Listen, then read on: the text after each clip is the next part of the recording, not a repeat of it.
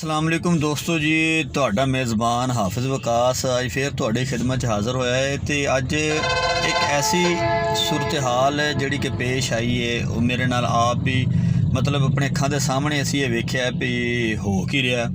तो मैं ज़रूरी समझा भी दोस्तों नाल शेयर कर देवां। हालांकि मैं बड़ी गुंजान आबादी की जगह 'च खड़ा, इत्थे ट्रैफिक भी चल रही है तो शायद शोर भी उहदे विच आवे, उहदे वास्ते माजरत पहले जी। तो बाकी ये जी अज मैं गल करांगा किसान कार्ड की। देख रहे हो जी, एक किसान कार्ड माशाल्लाह जी मेरा बन के आ गया जी।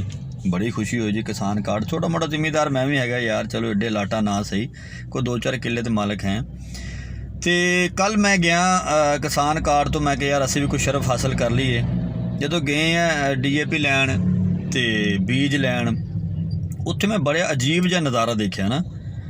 तो सब तो पहले तो मैं ये हैरान होया, उत्थे गए हाँ भी मार्केट च फर्ज करो अगर DAP सोने वाले की गल कर लेंगे, रेट है ना 12,000 रुपया, तो मैनू लगा भाई 12,500 किसान कार्ड की मद में है। तो दूसरे नंबर पर बीज मैं लिया, निशान लिया 21 ना, अगर मैनू कितों मिलता सी ना 5500 का, उत्थों मैनू मिलिया वो भी मतलब उन्हें मैनू वेख के कोई हज़ा की तो 5800 का दिता ना। तो बाकी मकसद करन दा ये है भी ये मेरे नाल होया है भी जेडे दोस्त चार जानते भी है, जिन्होंने मिलते जुलते भी हैं, तो जिमीदारां नाल की होएगा मैं तो हैरान हाँ। एक तो ये चीज़, दूसरे नंबर पर एक मैं होर चीज़ उत्थे देखी है कि एक बंदा आया, उन्हें कहा यार मैनू ना ये पैसे 1,45,000 है, मैनू कढ़ दे। असी बड़े हैरान हुए, मैं कहा यार ये तो जिमीदारां दी भलाई वास्ते दिता भी DAP लो बीज लो, तुहानू पैसे का तो कढ़ दें जी। उन्हें कहा जी नहीं मैनू पैसे कढ़ दो। ठीक है जी, दुकानदार जिहड़ा हुंदा वो कारोबारी हुंदा, उन्होंने कोई नहीं हुंदी है। ठीक है, मैंने रुपया उधरों बचे तो भावें इधरों बचो, रुपया बचना चाहिए। उन्हें कहा जी मैं कढ़ देवांगा, मैं लवांगा तुहाडे कोलों फर्द करो 1,45,000 है वा ना, मैं तुहानू देवांगा 1,37,000। मैं बड़ा हैरान होया, मैं कहा यार बैठे बिठाए जी 8,000 की गुल्ली क्यों लानी जी। वो कहने जी नहीं जी ये टैक्स है जी 5%। हुण फिर मेरे दिमाग 'च गल आई है, वो मेरा वीर है जिहड़ा मेरे उत्थे DAP 12,500 का ये ना होवे, वो भी टैक्स मेरे गिच्ची पिया हुआ होवे, बीज है तो वह भी टैक्स मेरे गिच्ची पिया हो। मतलब कि सियाने तो बहुत डीलर। बाकी अर्ज करने का मकसद ये, डीलर नाल भी मेरा गिला कोई नहीं, ये गिला मेरा बेसिकली ये माशाल्लाह साडे किसान कार्ड देण वालियां नाल। जिल्ले तुसीं किसान कार्ड दे ही दिता सी तो कम से कम तुहानूं देखना चाहिए सीगा ये जे किहड़े नैगेटिव तो किहड़े पॉजिटिव तुहानूं रिस्पॉन्स आउणगे।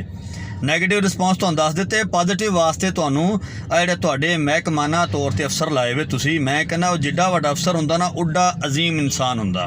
बेसिकली अफसर एक्चुअल तां हुंदा, पर साडे पुट्ठी इत्थों रीत चलदी है। इत्थे जिड्डा वड्डा अफसर होएगा उड्डी वड्डी खच होएगा मादरत दे नाल, क्योंकि वो बाहर एक उन्हें PN खड़ा किया होएगा ताकि बंदा को आम अंदर वड़ ना सके। मैं बिल्कुल सादा लफ्ज़ तां दस रहा भी ये तुसीं भुगतदे होगे डेली, वो उहदे तक गल नहीं पहुँचती, पिछों आम मेला मौजां लुट रहे जी। इसलिए माजरत दे नाल मैं इस चीज़ नूं समझदा, छोटा मोटा मैं भी एक कारोबारी है समझ लो, या मैनू नौकरी मैं भी करदा एक, पर मैनू इन्ना पता हुंदा मेरे जिथे भी जो भी सिस्टम चल रहे हैं वो किस तरह चल रहे हैं। अगर मैनू नहीं पता तो मैं फिर नलायक हाँ। मतलब की है, अगर उस अफसर नूं नहीं पता फिर वो नलायक अफसर है, वो हक नहीं बनता उत्थे बहण दा। तो मैनू बड़ी तकलीफ हुई है, ये मैं क्या दोस्तों ने शेयर करा भी मरियम साहबा बाकी तुहाडे काम माशाल्लाह बड़ी खुशी हुई जिले किसान कार्ड आंदा, पर जिहड़ा भट्ठा बहंदा ना जिमीदारां दा उत्थे बड़ी तकलीफ हुंदी है। ये चैक कर सकते हो तुसीं जाके उत्थे। और हाँ ठीक है, कल उन्होंने असीं गए लैण तो उन्हें जी बड़ी तकरीर झाड़ी जी एवें करो तुसीं, एवें नहीं करना तो उवें करना। वो भाई जान जिमीदार है, वो बेचारा की करे, उत्थे तुहानूं इनवाइसां कढ के किन्ने के डीलर दिंदे सारे दरा मैनूं दसोगे ना। उस तो बाद दूसरे नंबर पर वो तुसीं डीलर ना की मत्था मार सकते हो, वो बेचारे नूं पता ही कोई नहीं, वो टैक्स की मद में कहते जी असीं पैसे लै रहे हैं, वो इत्थे फिर फस जाता। ਹੁਣ फिर सादा जिम्मेदार हुंदा, उत्थे तो बेचारे नूं पिन कोड अपना याद नहीं हुंदा। इस लैवल के सादा लोग हुंदे आ, तो उन्होंने की बेचारिਆਂ नूं 2-4-500 रुपये मार्केट का कित्थों लैके आण हो डिफरेंस। इसलिए ये चीज़ नूं ये चाहिए अफसरां नूं जिहड़े अंदर बह के नौकरी चला रहे हैं, उनका मेहरबानी करो, बाहर निकलो, रिज़्क हलाल करो। अलहमदुलिल्लाह सुबह दे निकले हुए हैं, रिज़्क हलाल वास्ते असीं भी निकले हुए हैं, निकलना चाहिए।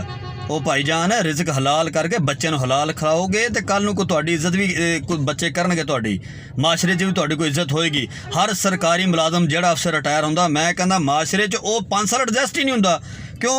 वो जे अंदर वो जे गर्दन 'च सरिया आया वा हुंदा तो बाद च आवाम कढ़ सरिये दिंदे हो जी, जिहड़े माशरे 'च आंदा एडजस्ट होने वास्ते। इसलिए खुदा दा खौफ करो, मार्केटां जाओ, ਚੈੱਕ ਕਰੋ ਹੋ ਕਿ ਰਿਹਾ ਜ਼ਿਮੀਂਦਾਰਾਂ ਨਾਲ। ਅੱਜ ਦੱਸਣ ਦਾ ਇਹੋ ਮਕਸਦ ਸੀ। ਤੇ ਜ਼ਿਮੀਂਦਾਰ ਆਪਣੇ ਜਿਹੜੇ ਦੋਸਤ ਆ ਸਾਡੇ ਬੜੇ ਸਾਦਾ ਤੇ ਭੋਲੇ ਨੇ। ਅੱਲਾਹ ਤਾਲਾ ਇਹਨਾਂ ਨੂੰ ਵੀ ਕੋਈ ਤਾਲੀਮ ਦੇ ਥੋੜ੍ਹਾ ਜਿਹਾ ਜਿਹੜੇ ਨਿਗਾਵੇ, ਕੋਈ ਕਾਰੋਬਾਰ ਚੀਜ਼ ਨੂੰ ਸਮਝਣ ਤਾਂ ਕਿ ਇਹ ਚੀਜ਼ ਨੂੰ ਸਮਝ ਕੇ ਤੇ ਫਿਰ ਇਸਤੇਮਾਲ ਕਰਨ ਜੀ।